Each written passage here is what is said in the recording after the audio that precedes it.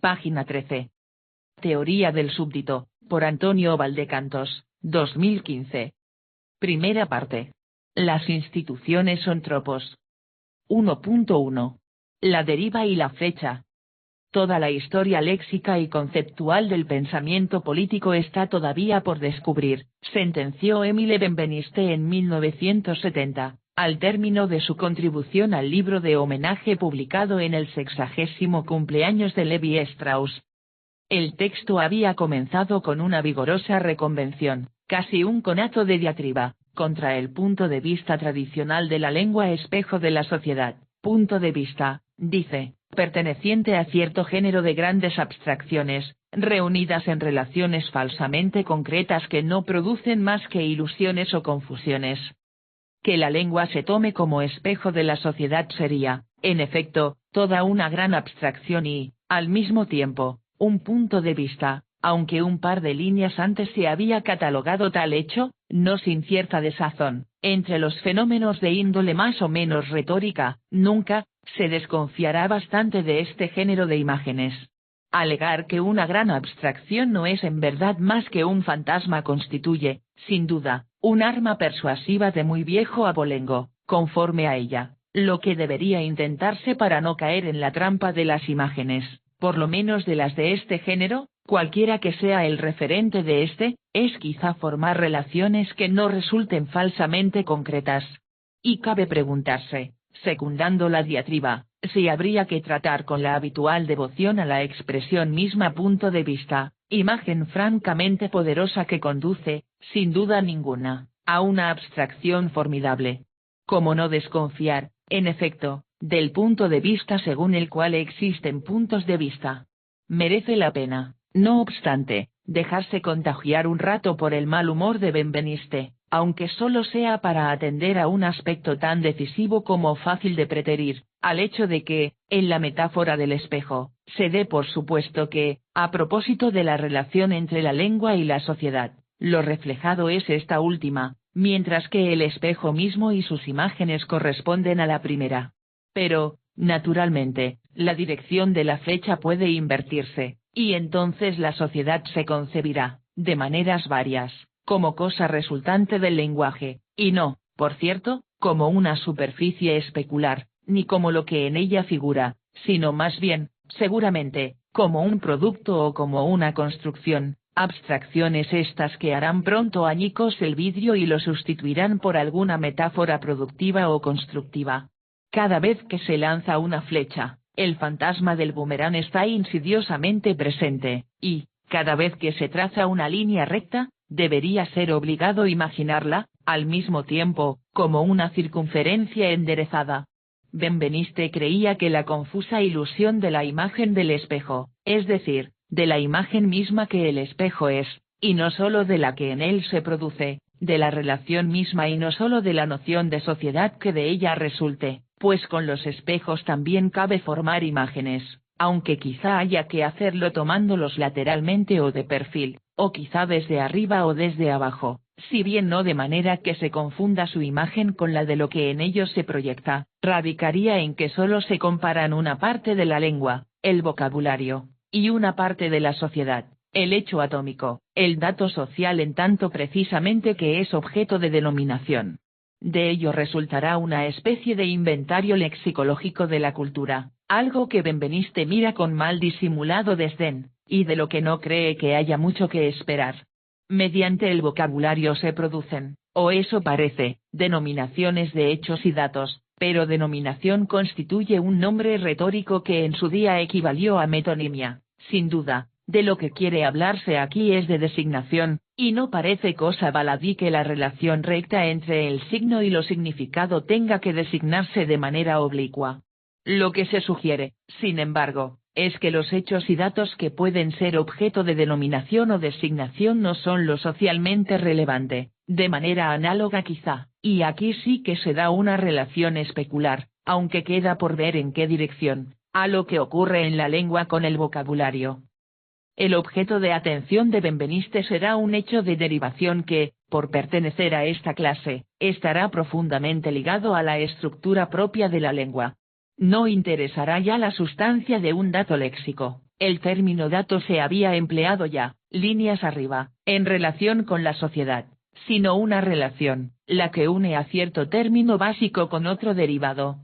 La relación en cuestión es intralingüística y no genera la denominación de ningún objeto, tan solo muestra el orden en que estos se disponen, algo así como una jerarquía que se da entre ellos y que los hace ingresar en una configuración a la vez formal y conceptual. Lo que importa será ver en qué dirección se produce la derivación, porque tal dirección parece ser lo decisivo en la configuración correspondiente. El resultado habrá de tomarse, desde luego, con toda clase de precauciones. El modo como se configura en la lengua esta relación nocional evocará en el campo de las relaciones sociales la posibilidad, es todo lo que puede decirse a priori, de una situación paralela.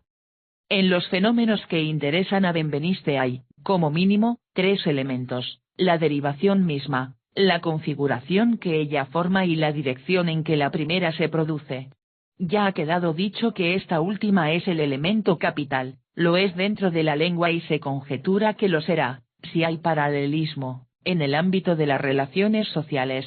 Los dos casos de derivación estudiados por Benveniste, el que se dio en latín de ciuis a ciuitas y, con dirección inversa, el del griego antiguo de acoma, no constituyen, ni muchísimo menos, ejemplos cualesquiera, y ciuitas son nombres, alguien dirá denominaciones, de lo que también podría designarse como la totalidad social o política, en épocas en que no cabía deslindar societas civilis sive res publica, aquello que acabó llamándose lo social y lo que recibió el nombre de lo político, de manera que las configuraciones de derivación de las que formen parte tales nombres no solo podrán examinarse con vistas a descubrir si tienen parangón en lo que se llama sociedad, sino que semejante parangón o su ausencia, se establecería entre ciertas relaciones sociales, por un lado, y las que se dieran, por el otro, entre la sociedad misma y algo derivado de ella, o de lo que ella derivase. No parece cosa baladí, ciertamente, descubrir cuál es la dirección de la flecha, ni tampoco si su camino puede recorrerse al revés,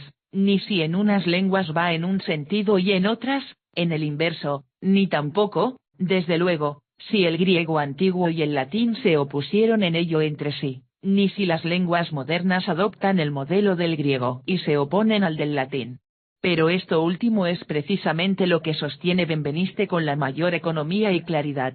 En la configuración latina, ciuitas derivaba de ciuis, aunque sería del todo engañoso explicar la dirección de la derivación sirviéndose de las traducciones habituales, que vierten, respectivamente, dichos términos como ciudad y como ciudadano, y no solo porque en castellano la flecha recorre el camino inverso, sino porque ciuis es un término relacional y con valor recíproco, semejante, en eso, a hermano, paisano o vecino, y que debería traducirse, para captar ese núcleo esencial, por conciudadano. Así es, desde luego, como habrá que entender los frecuentes emparejamientos de ciuis con un posesivo, cuando Tito Livio dice, entre un buen puñado de ejemplos, desde Plauto a la Vulgata, enumerados por Benveniste, inuitus quod sequius de meis ciuibus loquor, sería absurdo traducir siento tener que hablar mal de mis ciudadanos, mientras que la última palabra muestra claramente su sentido si se vierte como conciudadanos o como compatriotas,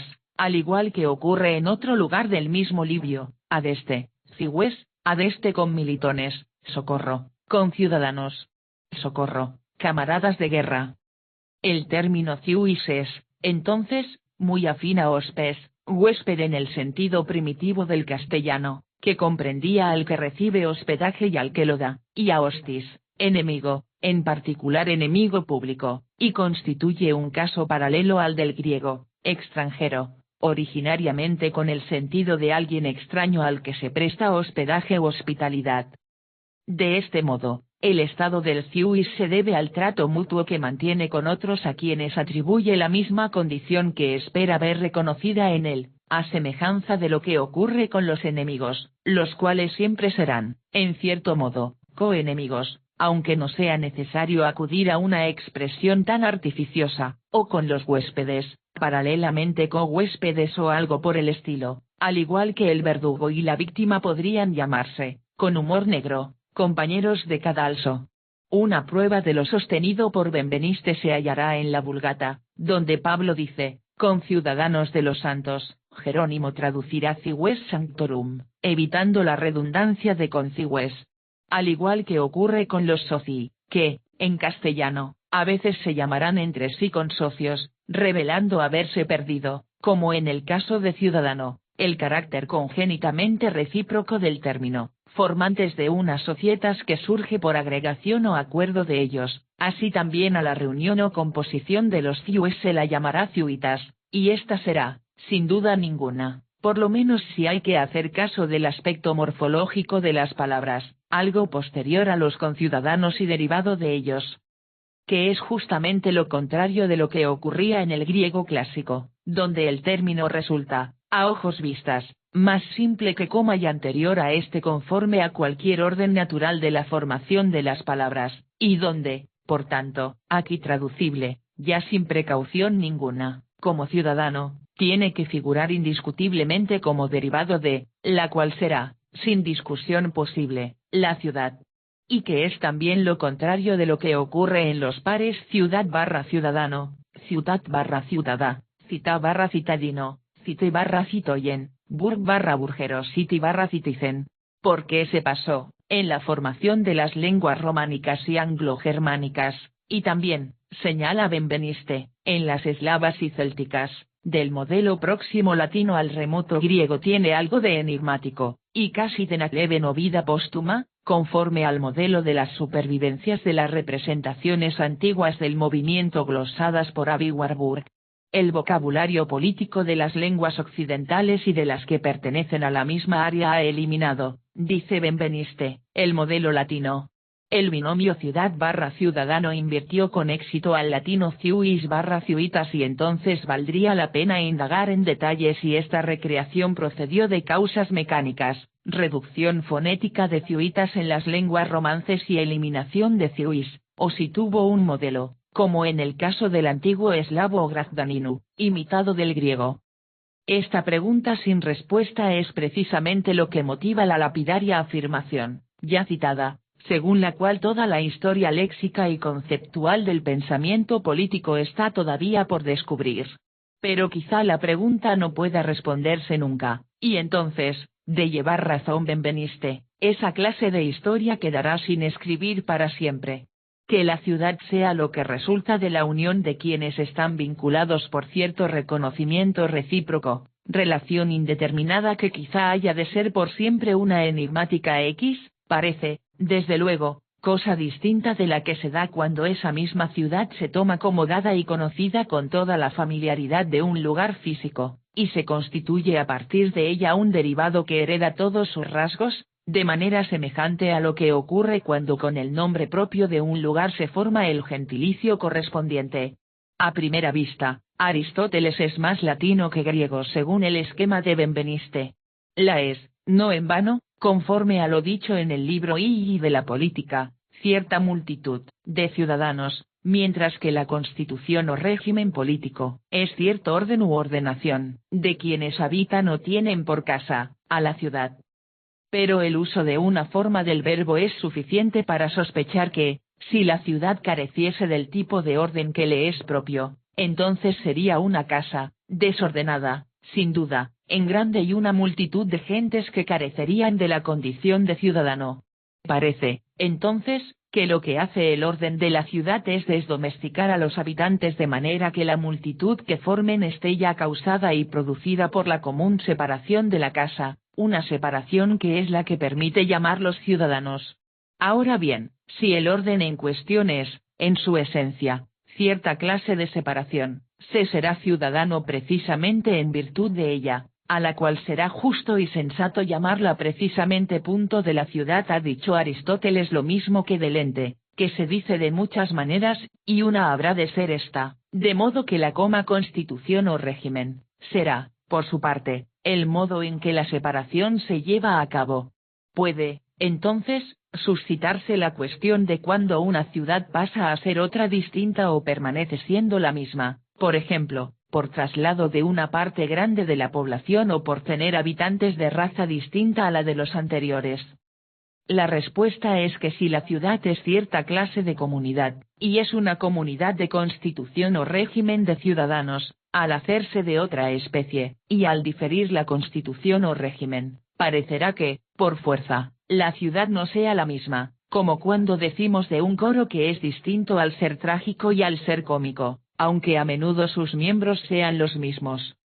Bien está, por tanto, llamar ciudad a una multitud de ciudadanos, pero de ciudadanos previamente hechos por cierta clase de ciudad, algo que ya resulta mucho más griego en el sentido de Benveniste. En la configuración formada por la ciudad y el ciudadano parece clara la dirección que todas las lenguas modernas europeas han dado a la derivación. Y también parece que se trata del resultado de una suerte de borramiento o tachadura del precedente del latín clásico, ejecutándose, a sabiendas o no, un salto que retrotrae al ancestro griego, quizás agazapado a la espera de cobrarse su venganza. La conclusión de Benveniste, cuidadosamente encriptada, parece ser la de que somos griegos póstumos que se han burlado de toda la experiencia política romana y la han convertido en un larguísimo interregno destinado al olvido. La fecha de la derivación tendría, entonces, en el mundo moderno una dirección muy bien definida, aunque, para advertir cuál es,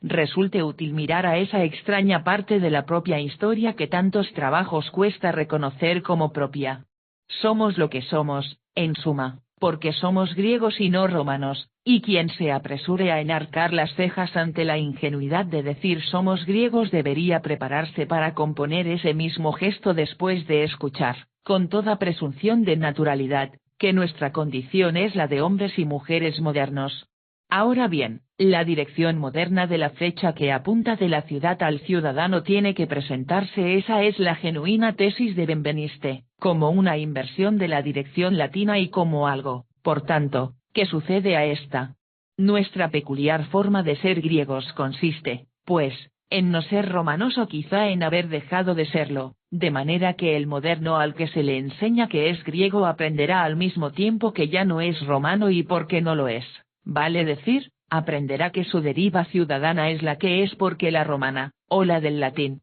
fue abandonada e invertida, aunque no pueda darse razón de tal abandono. Y, en rigor, puede que no haga falta darla, porque lo esencial es entender que la manera acostumbrada de producir las derivaciones de las palabras es tan solo una de entre dos posibles y, por tanto, el resultado de una decisión o resolución. No es necesario, desde luego, que fuese alguien particular quien resolviera precisamente de este modo y no del contrario, ni, lo que casi equivale a lo anterior, que las ciencias humanas o del espíritu logren dar cuenta exacta del particular movimiento en que consistió la resolución. Lo que importa es que algo tan perteneciente al hábito natural de usar palabras como el modo y dirección en que unas derivan de otras fue, en algunos casos sobresalientes, el resultado de acontecimientos que no se sabe cómo describir, pero que pudieron haberse dado con resultados contrarios, y entonces la verdad sobre el uso de los conceptos consiste en asir el momento mismo en que esa decisión se produjo, lo cual ya no corresponde a las ciencias humanas o del espíritu, sino al pensamiento, si es que hay algo que pueda recogerse en esa denominación, y denominación se dice aquí, desde luego, con todas las precauciones antes expresadas. Página 16.